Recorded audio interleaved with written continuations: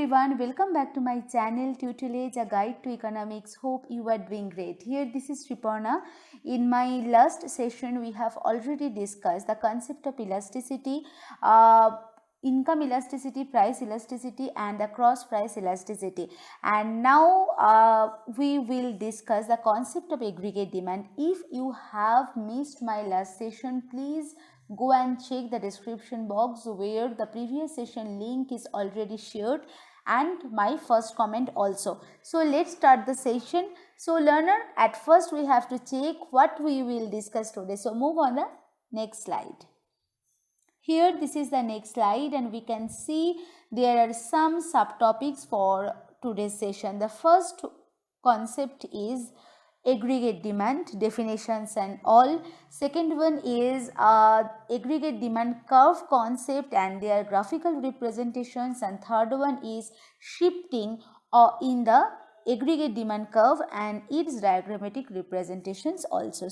Here we can see the concept of aggregate demand. So at first we have to explain what is meant by aggregate demand. So aggregate means total and demand.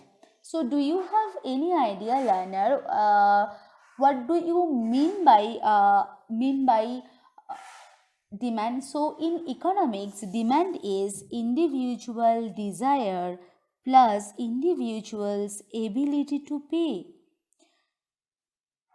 Clear? So individual has to willingness to pay for the product.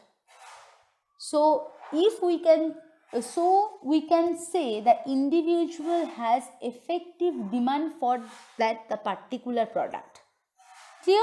So aggregate demand is an economic measurement of the total amount of goods for all finished goods and services. So finished means of final goods and services, and which are produced in an economy also. Now going to the next slide.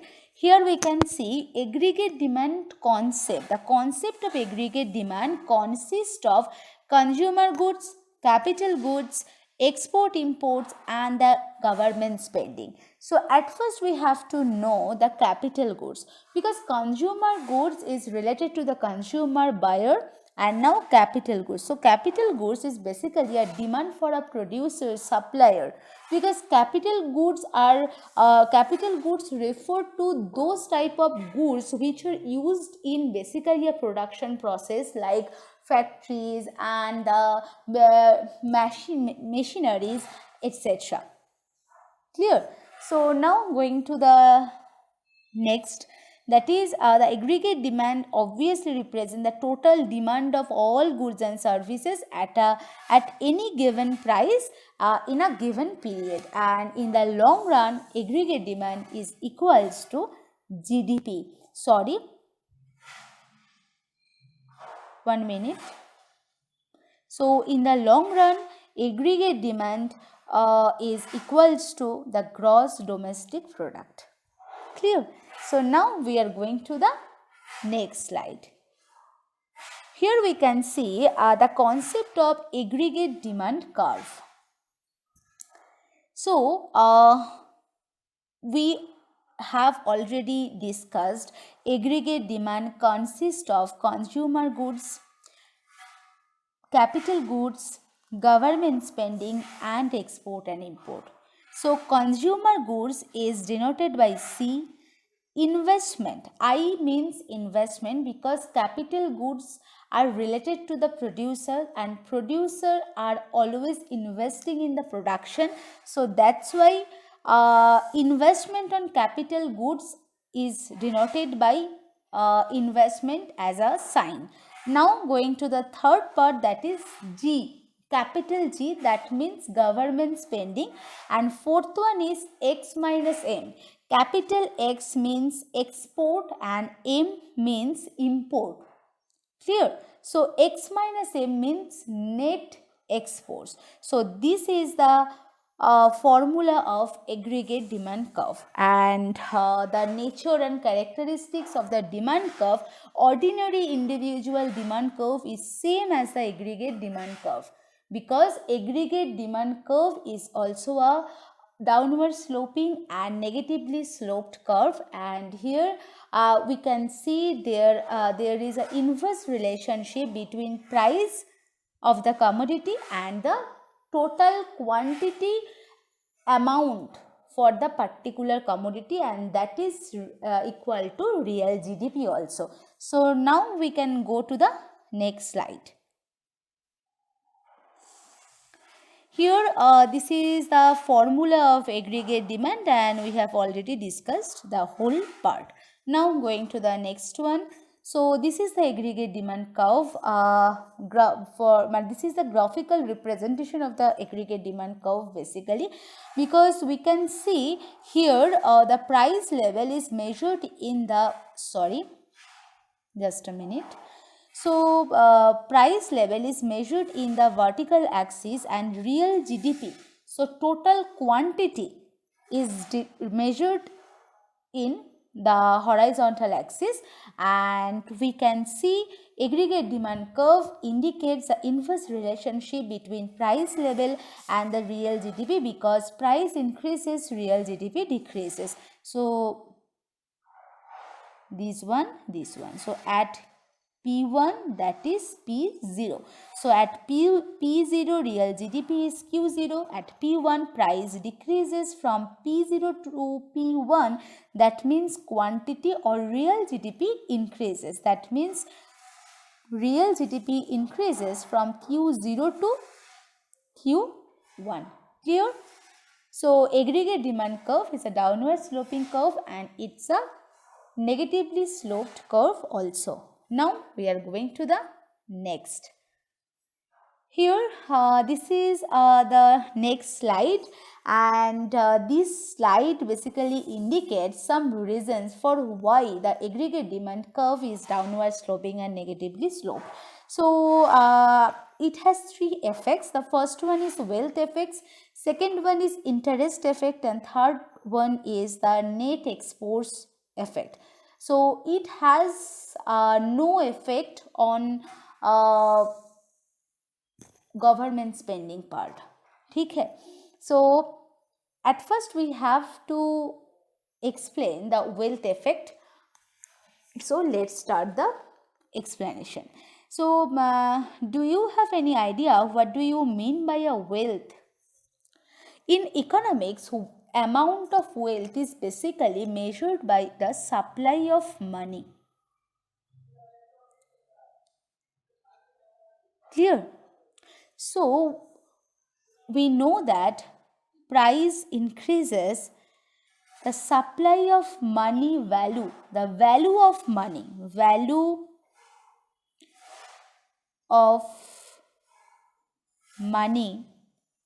decreases. Clear?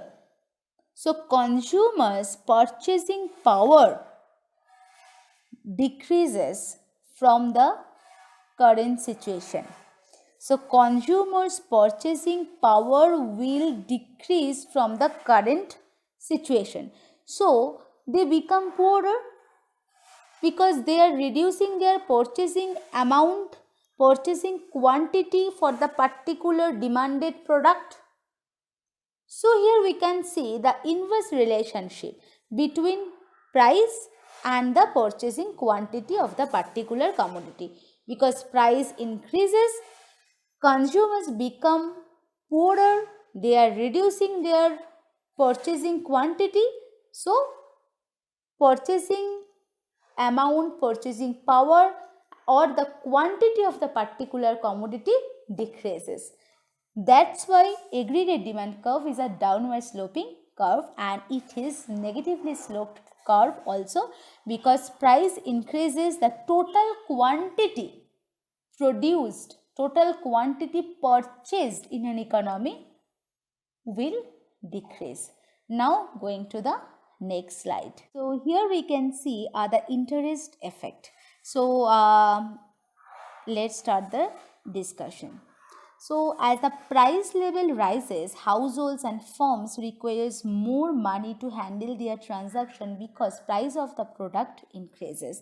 So in a market, supply of money, the level of supply of money increases. That's why interest rate also increases, and vice versa is always true. So when price level decreases, so demand for money will decrease. So that's why less money is required to buy a given quantity of goods. So rate of interest also decreases, and lower interest rate makes borrowing by firms to build factories, buy new equipments, etc. And it indicates the lower mortgage payments. So these affect this increase. The decrease in interest rate tend to increase in investment in residential sector.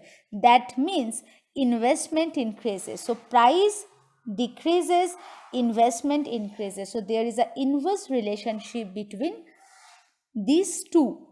When price level increases, investment decreases because interest rate is too high. So both are inversely related. One increases, another one decreases. So this is the that's why basically aggregate demand curve is negatively sloped curve, and it's a downward sloping curve. So now we are going to the next effect, that is net exports effect. So we all know that what do you mean by net exports? Clear? So net exports means X minus M. So X is denoted by exports and M is denoted by import. So at first we have to explain what do you mean by a export. So do you have learner any idea what do you mean by a export? So basically export refers to those goods are sending to another country for sale. This is related to export. This amount is related to export, and import means those goods are bringing into a country from abroad for selling purpose. So that is included in import sector. Clear what is export and import? Now we are going to the net export effect. So as the domestic price level rises, the foreign made goods become relatively cheaper. So that's why demand for imports increases, and domestic made goods are relatively more expensive, more attractive to the foreign buyers. That's why demand for exports decreases. So domestic price level increases, the demand for import increases, and demand for export decreases. And there are differences. So that's why export decreases, import increases. So net export, that means export minus import, will decrease, and vice versa is always true. And one increases, so price level increases, net export decreases. So that's why aggregate demand curve is downward sloping curve, and it indicates the inverse relationship between domestic price level and the net export level. Clear? So now going to the next concept. Before going to the next concept, one thing is included in previous concept, but we have already discussed. There are three effects for the downward sloping demand curve. First one is wealth effect, second one is interest effect, and third one is the net export effect. But aggregate demand consists of C plus I plus G plus X minus M. So G is missing there. So government spending are determined basically through a political process, and we assume that no link between these, so it doesn't contribute to the aggregate demand concept. Clear? So that's why it is missing. That's why it is missing.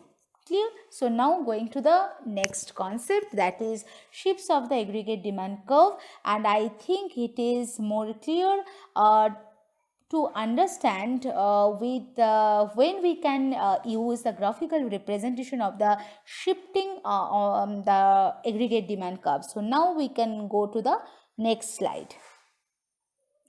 So here this is the next slide, and we can see price level is measured in the vertical axis and real GDP is measured in the horizontal axis, and AD1 is a primary aggregate demand curve. When the aggregate demand curve shifts rightward from AD1 to AD2 at the same price level, the amount of real GDP, that is Q star, that is Q1, so amount of real GDP has increased from Q start to Q1. Clear? And when aggregate demand curve shifts leftward, that means from AD1 to AD3, that indicates the amount of real GDP has decreased. Clear? Now we are going to the next slide. So changes in demand curve are not caused only by the price level. Okay, only by the changes in the price level. Instead, because aggregate demand equals to C plus I plus G plus X minus M. That's why change in aggregate demand curve are caused by changes in aggregate demand for any of the components of the real GDP, that is changes in demand for consumption goods and services, changes in government's demands for goods and services, and changes in demand for net exports. Clear? So we are done for today's session. In this class, we have already discussed the concept of aggregate demand, the aggregate demand curve and their graphical representation and shifting of the aggregate demand curve, and why the aggregate demand curve is downward sloping like individual demand curve.